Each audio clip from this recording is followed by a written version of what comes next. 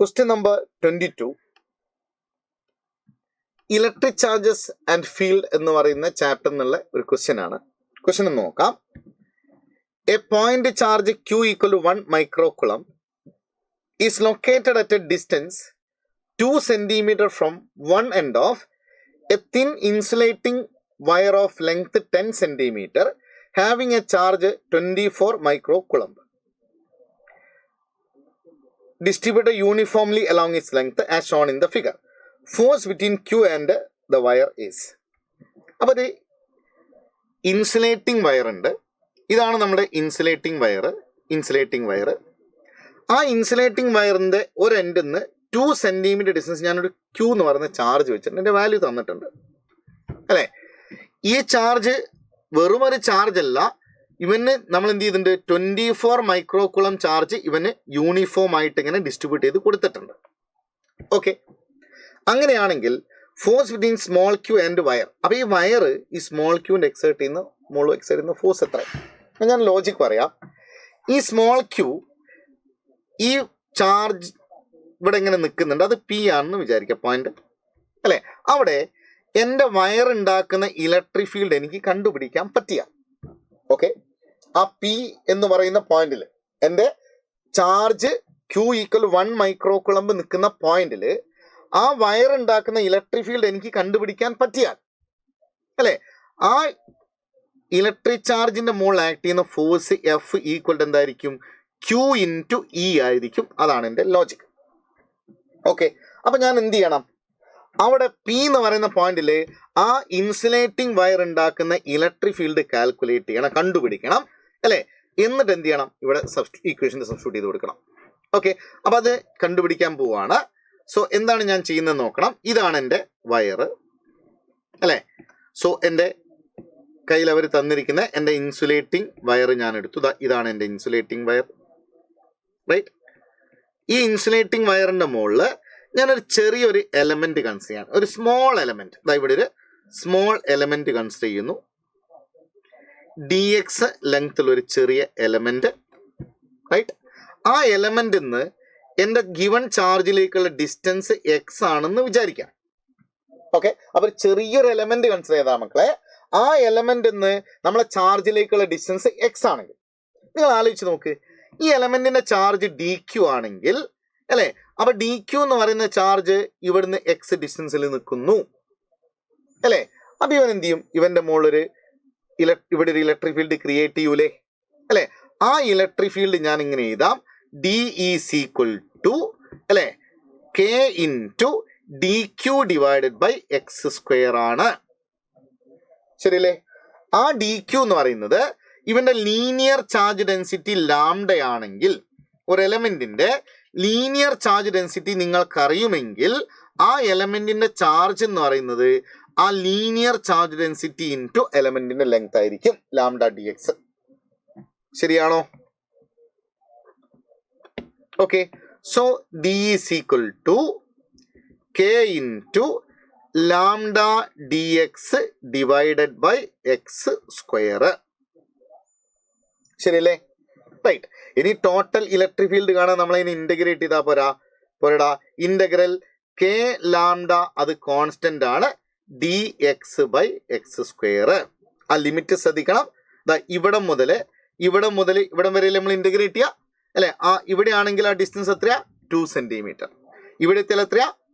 ഇവിടെ നിന്നുള്ള whole distance 12 centimetre അല്ലെ. അപ്പൊ ലിമിറ്റ് ശ്രദ്ധിക്കണം. ഇത് 2 സെന്റിമീറ്റർ, 2 ഇൻറ്റു 10⁻², 12 സെന്റിമീറ്റർ, 12 ഇൻറ്റു 10⁻². അപ്പൊ നമ്മളിത് ഈസ് ഈക്വൽ ടു അല്ലെ K ലാംഡ ഇൻറ്റു, ഇത് ഇന്റഗ്രേറ്റ് ചെയ്യാനൊക്കെ നിങ്ങൾക്ക് അറിയാം, -1/x ആണ്, വിത്ത് ലിമിറ്റ് 2 ഇൻറ്റു 10⁻² ടു 12 ഇൻറ്റു 10⁻² അല്ലെ. ആ ലിമിറ്റ് ഒന്ന് ഇന്റർചേഞ്ച് ചെയ്താൽ നെഗറ്റീവ് സാധനം ഒഴിവാക്കാം നമുക്ക്. അപ്പൊ K ലാംഡ ഇൻറ്റു 1/x വിത്ത് ലിമിറ്റ് 12 ഇൻറ്റു 10⁻², 2 ഇൻറ്റു 10⁻² അല്ലെ. ലിമിറ്റ് ഇന്റർചേഞ്ച് ചെയ്തു, ആ നെഗറ്റീവ് സൈൻ ഞാൻ ഒഴിവാക്കിയിട്ടുണ്ട്. ഓക്കെ, ഇനി അങ്ങ് വാല്യൂ കൊടുത്താൽ ആൻസർ ആയില്ലേ. Okay, so that's equal to what? Is equal to E equal to is equal to k lambda into 1 by 2 into 10 raised to minus 2 minus 1 by 12 into 10 raised to minus 2.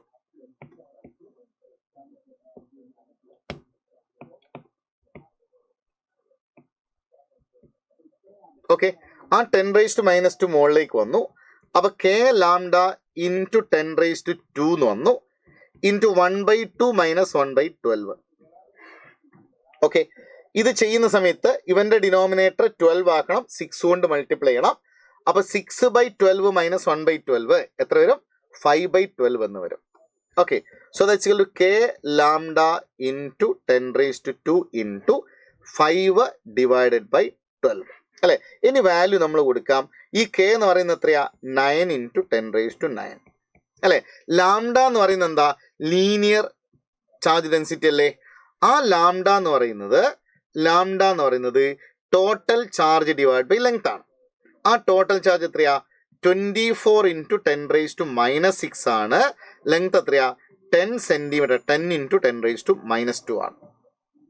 Okay, അപ്പൊ ഇത് 24 into 10 raised to minus 5 എന്നാണ് ലാംഡേന്റെ value വരിക. 24 into 10 raised to minus 5 ലാംഡേന്റെ value വരിക അല്ലെ. അപ്പൊ ഈ ലാംഡേന്റെ value നമ്മളിവിടെ കൊടുക്കുക 24 into 10 raised to minus 5 into അല്ലെ എന്താണ്? 5 divided by 12. ഓക്കെ, സോ ഇനി നമുക്കത് സിംപ്ലിഫൈ ചെയ്യാം. ദാ ഈ 12ഉം 24 ഇവിടെ കട്ട് ചെയ്ത 2 വരും അല്ലെ. 2 into 5 എത്രയാ? 10. അപ്പൊ ദാ 9 into അല്ലെ 10 raised to 9 into 10 raised to minus 5 into 10 വരും അല്ലെ. സോ ഇത് വന്നിരിക്കുന്നത് 9 into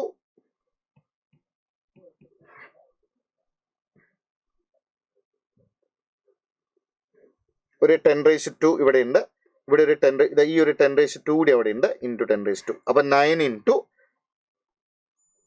ഒരു 10 raised to 2 ഉണ്ട് ഇവിടെ, ഈ 10 raised to 2 കൂടി അവിടെ ഉണ്ട്, 10 raised to 2.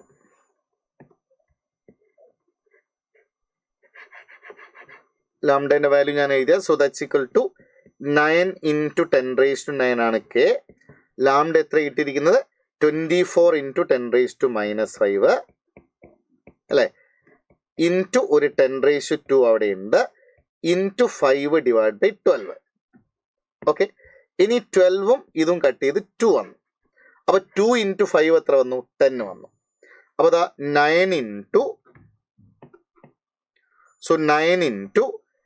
10 raised to 9 into 10 raised to minus 5 into 10 raised to 2 into 10 എന്ന് വന്നു.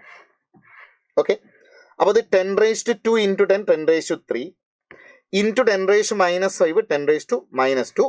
അപ്പോൾ ഇത് ആൻസർ വരിക electric field is equal to 9 into 10 raised to 7 എന്നാണ് നമുക്ക് ഇലക്ട്രിക് ഫീൽഡ് കിട്ടിയത്.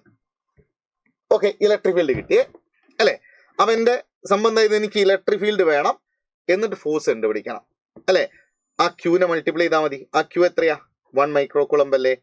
അപ്പൊ 10 raised to minus 6 into 9 into 10 raised to 7 എന്ന് വരും. അത് 9 into 10 that is 90 ന്യൂട്ടൺ എന്നാണ് നമ്മുടെ ആൻസർ വരിക. സോ ഓപ്ഷൻ ആൻസർ 90 ആണ് വരുന്നത്. സോ ഡാഷ് ന്യൂട്ടൺ എന്നാണ് ക്വസ്റ്റ്യൻ. സോ 90 ന്യൂട്ടൺ ആണ് ആൻസർ.